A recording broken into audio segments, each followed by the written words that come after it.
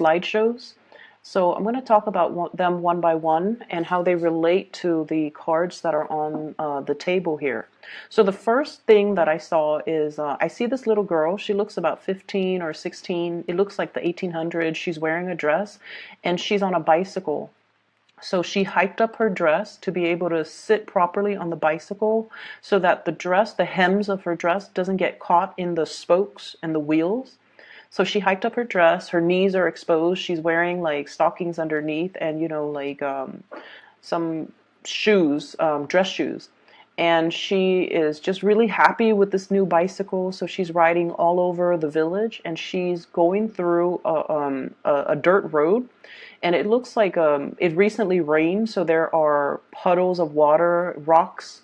So it's an uneven dirt road with a lot of mud, but she doesn't care. So she's riding through it and she got mud like all over, her dress. It kind of like got into the tires and then it splashed back on her clothes, on her hair. And she doesn't mind, like she's having a really good time. When she got home, her mom saw her, like her knees exposed and dirt all over her. Her mom gave her a scolding. So it cuts away. So what I'm feeling with this energy, it seems like, it's the 1800s, or at least it's a different time, different era, where gender roles were different, gender expectations were different, social expectations were different, what it means to be a girl, what it means to be a boy, and things like that. So her mom is sort of chastising her, like, you're a lady, you're 15, you're almost, marriage age. You're supposed to be more ladylike. You're not supposed to be a tomboy. So I feel like there are definitely societal, social, gender role expectations, or something that is, imposed by other people onto you. And it feels almost like you have outgrown it. And you feel like it's restrictive. You feel like it interferes with your life. You feel like it's interfering with your ability to really live your life and enjoy your life. So I see many of you going through this stage where you are really questioning. You're questioning, what it is that's making you really happy and why you're not able to pursue it. Okay, that's the main thing. And I feel for many of you, it could be, if you're on the younger end of the age spectrum, it could be, family expectations. You're supposed to go to school. You're supposed to be a doctor. You're supposed to be a lawyer. You're supposed to be ladylike. Women are supposed to behave like this. Men are supposed to behave like this. And, it's everything seems like, or the people around you seem very, very reputation conscious, okay? If you're a little bit older, like if you're, for example, in your 20s, people around you might be like, oh, what did you do before this? Or what school did you graduate from?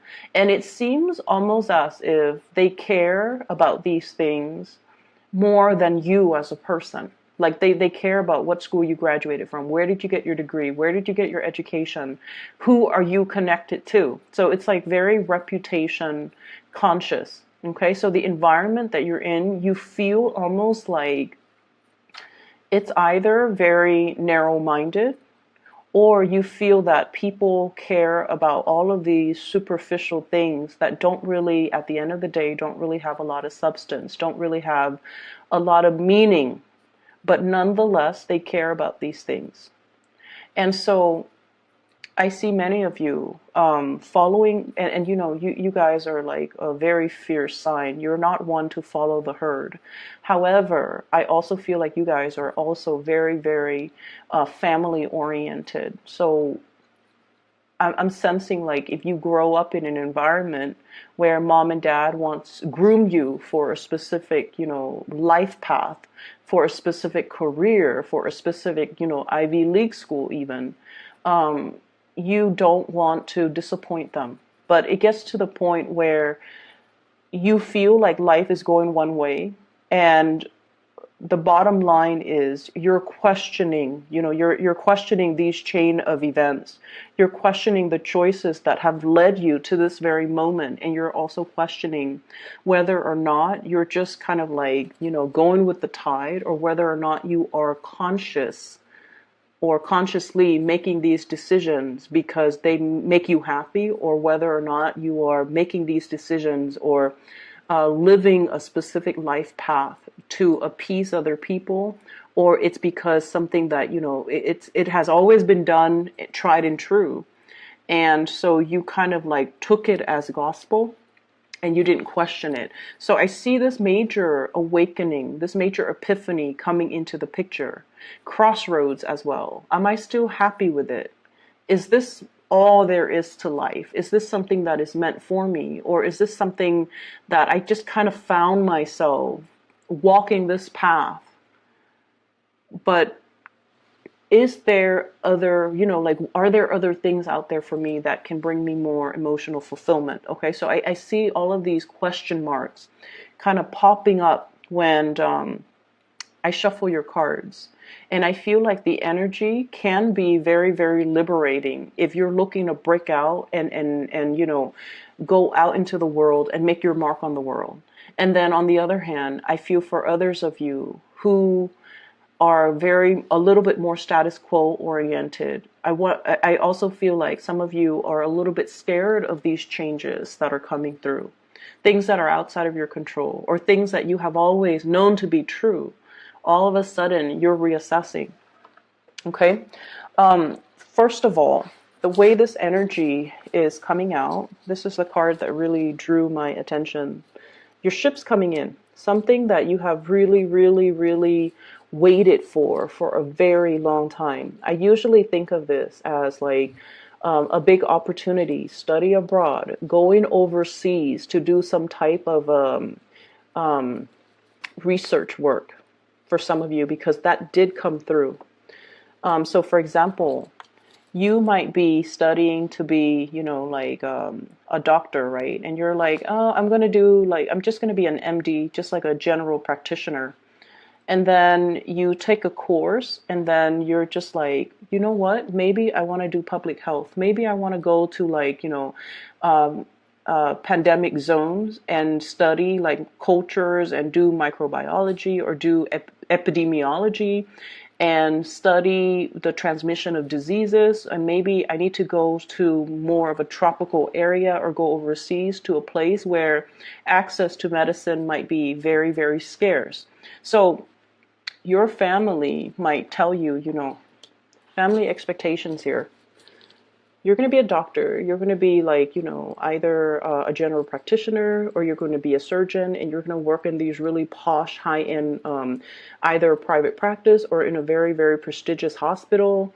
And your life is going to be all set. And you're just like, actually, I really want to get into this because I want to help people. And if I want to help people, I want to go to places where the needs are, impoverished neighborhood, underserved communities, especially going overseas to areas that don't have access to healthcare. So that's an example that I saw, so that I'm reiterating it, okay? And of course, all of you who are watching this are not in med school or are not trying to be doctors, but that's a big example that I'm using, mainly because I feel like you're being groomed for something and it's making you happy, but you're also questioning whether or not you can do something else that is more meaningful. So I see this conflict coming out. On the one hand, you are very, very happy.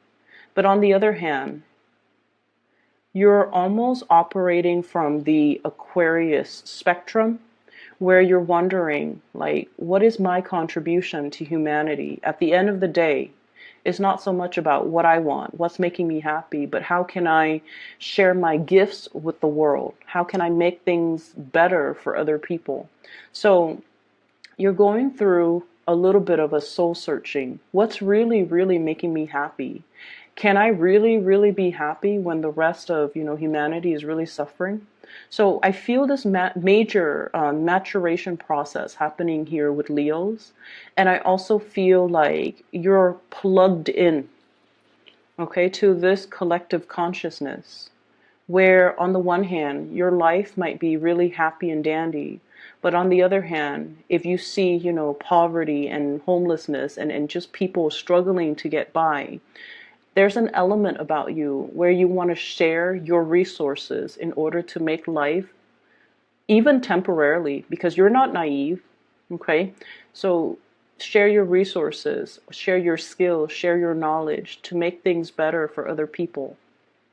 Some of you are rethinking like a major career path, rethinking, and I definitely feel like something from like a private arena to more of a public servant. That's what I'm feeling. Um, so I feel like, for example, if you're a psychiatrist, if you're a doctor, you're thinking possibly going, packing up your bags from private practice. Even if you're a lawyer, private practice, going to be like a public defender or work in a more public environment where you're helping a lot of people. So you do want to, on the one hand, really serve humanity, but you also like, you're happy where you are. I don't feel like there's problems with this 10 of Cups here. You're very happy and you feel very blessed with everything that you have achieved and everything, all the good things that are coming your way. But on the other hand, it's almost like you can't really sleep at night if there are people struggling out there in the world. Okay, so that's what I'm sensing. The second image that came through for you, and it's really weird, and I don't know why. I'm not seeing people, but I'm seeing animals. And the animals have, human characteristics, like human behaviors. They look like animals, but and I don't know why my guides don't show it in terms of a scene with humans, but let me just relay the message. So there's this nest, it's in the tree, and there are three little birds that have hatched from these eggs, and the mother is there. So there's a nest in the tree, there are three little birds, and the mother bird, the female bird, is there as well, watching over her three kids. And then the dad bird comes back. He has like worms and grubs in his mouth, and then he feeds the kids. And then the mom and dad seems like they're bickering. So then the dad was all like, okay, I've done my part. I've fed the kids. Now I'm going to go off and play. Okay, so that's like the image that I'm seeing. And that's why I question, like, why don't I see humans? Like, why isn't it just the mom with the kids? Dad comes home, gives them money, and then takes off. So what I'm feeling here is a situation where two people potentially could be staying together because of obligation, okay? Because of expectations from other people, because they're trying to keep the family unit intact, because both of these people have specific roles that are assigned to them, okay? So one person could be in charge of taking care of the kids, the other one is like, bringing home the bacon, bringing home the money. And I feel like there is even a concept with like power differential in the relationship where the person that works or the person that earns money or the person that earns more money in the relationship feel like they control the relationship.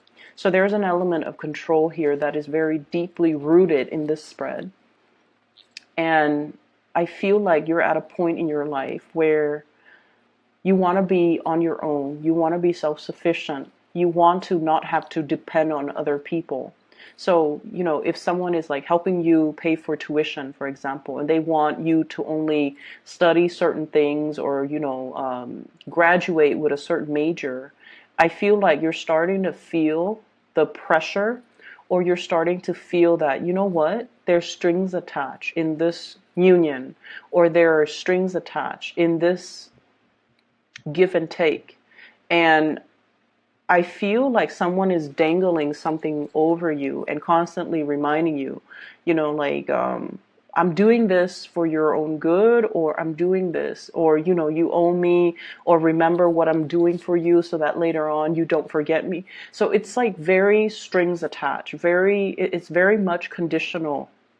Okay. You have to do this in order to get that. So things are very, very conditional. And I'm starting to feel like you're feeling the weight of it. You're feeling like there is no free lunch. You're feeling as well that the other person is dangling this thing over you. And so your ability to make your own decisions might be severely limited. Okay. I'm sensing as well in a work environment. There is some type of unfairness that's coming through. First of all, I have here the Eight of Pentacles, okay, working hard, keeping your nose to the grindstone in the reverse position with the Devil in the reverse position. Some of you might physically just be like, this job is not doing it for me anymore, and I'm reassessing whether or not I want to invest more time in it. And then I also feel some imbalances in the work environment where the people that are not really doing their job, they're getting the promotions because they know somebody, because of their connections, or because of like just corruption is such a broad term, but I'm just going to use that. Favoritism, corruption, strings attached. You know, you do this for me and then I do this for you. Like I'll scratch your back and you scratch mine. So it's a very, very, from your end, Leos, it's a very unethical, toxic type of a situation. And I feel like many of you might have already left that situation waiting for new opportunities to come on the horizon for you, and you're prepared because you knew this wasn't working. And then I feel like for some of you, you might stay in a job because of the financial security. It pays the bills. And I feel almost like you've been wanting to leave for quite some time, but you know, you have family, you have people that are financially dependent on you, and it's making it harder and harder and harder. But I feel like this might be the breaking point where you start to realize your worth and you're starting to want out and seek new opportunities. Okay. And then going back to the birds, okay, the one that brings home the grubs and the worms. He's like, okay, I've done my part. Now I'm going to go off and play. So I definitely feel the weight of responsibilities, obligations, especially when it comes to child rearing, when it comes to family expectations, when it just comes to not being able to get your alone time. Okay? I see a lot of people crowded in an environment. Everything is just very, very crowded. A lot of activities, a lot of things are happening around you, and it seems like you want a moment of peace. You want some solitude. You have a lot of things that you need to get done. So for some of you, if you're working from home, there's like kids running around, or you know, family members dropping by unannounced, and the doorbell's always ringing, or text messages are constantly dinging, or your phone's always going off, or there's like animals, pets, children, just a whole barrage of activities happening around you. And take yourself to the library, take yourself somewhere else where you can get your work done. And then I also feel for others who are, you know, in between jobs, who are trying to apply for a job, getting their resume together, looking for jobs online, and it's almost like the responsibilities that you have to contend with is delaying the job search process. Okay, so that's what I'm feeling. And so somebody once gave me like the best advice, and it is like the best advice I've ever heard, one of the best that I've ever heard. And he's a father of a friend, and he mentioned to her when she was looking for work, treat the job search as a full-time job. You wake up at 7, you get ready. At 8, you sit at your computer, or 7 to 8, you eat your breakfast or whatever. And then at 8 to 5 p.m., you sit at your computer and you look for work. You apply for it one after the other. You take your lunch break at 12, and then you stop doing the job search at 5. And he goes, and then the next day you repeat. So you treat the whole job searching process as if it's a full-time job. And once you get yourself in a pattern, once you are responsible, once you are diligent, and I feel like, you know, that's when the serious jobs are going to be in the picture. Treat it like a full-time job. Okay? Be serious with it. And don't just bookmark it and let it sit. When something catches your fancy, apply for it right away. That way you can knock it down. And he also said, like, as well, you know, create a quota for yourself. So for example, today I'm going to apply for 5 jobs. And then until you finish those, you know, 5 jobs, applications, that's when you call it a day. And then the next day, set a quota for yourself. But either way, we have to treat it like a full-time job. And so I see some of you, you're kind of like sitting at home trying to do these job searches or trying to fix your resume or trying to apply for these job applications. And, it's not a fun process. And I see kids around you like, Mom, do you look at what I'm doing? Or Dad, look at what I'm doing. And so you're getting a lot of distractions. And so, block out some time, go to the library, go to a coffee shop with like internet, and try to take care of things from your end, and don't feel guilty that you kind of need to, be away from people. There's nothing wrong with that. You need to do what you need to do to take care of yourself first, and then, resume your life after. Okay, so that's what I'm feeling, and I do see money being a little bit of an issue for many of you. So I have here the Eight of Pentacles. Whatever that was stably coming in is no longer coming in. And then we also have as well the Two of Pentacles. This is kind of like making ends meet. Usually piecing together a few part-time jobs in order to get by, in order to make rent, in order to pay the bills at the end of the day. There's a lot of assistance coming through from family members and loved ones. I do sense that. But I feel like, while we're in this space, it's really, really, it can feel really disheartening. Okay? I do sense that. It can feel very disheartening. But they're really telling you not to cut corners and do things the right way. I have here the Wheel of Fortune. Things are going to come into the picture in divine timing. It's in the reverse right now, and so it requires a lot more discipline, a lot more diligence, and a lot more consistency from your end. We have as well the Seven of Swords, and this is strongly on top of the Wheel of Fortune. Do not cut corners. Do not take the easy way out. And you really have to commit yourself in order to create the new life or the new job, or to attract the things that you want that are actually going to be good for you. Okay? I'm going to leave it at that, Leo. So honestly, I tried to do a reading for you guys last night, and we have a lot of the repeat cards. Okay? I couldn't see any images last night. So I tried to do it again today, and when I shuffled it out, 4 of these cards were repeat. We have the Tower, the Wheel of Fortune, Seven of Swords, the Judgment card, as well as that, I think it was, no, it actually was the Seven of Pentacles that came out, waiting for a situation, but now you're no longer waiting. Your ship is coming in. And I just feel like, keep at it. Go on your journey. If you need a break away from people in order to get things done for yourself, don't feel bad, okay? This is more about breaking out of the norm, or breaking out of the mold, and finding yourself and finding whatever it is that really strikes your fancy, something that you want to do even though other people have different expectations of you. So I feel like you're carving that path, or you're paving that path for yourself, so that you can be freed and unencumbered by other people's expectations. So I will leave it at that. I hope the reading is helpful for you guys, okay? Once again, for those who are still emailing me about personal readings, I don't do those anymore. I do have somebody that I highly recommend. Her name is Bridget. She is phenomenal. She's very psychic, and I've used her services over the years, and I've also recommended her to my family members and my friends, and I highly recommend it if you are looking for a reader.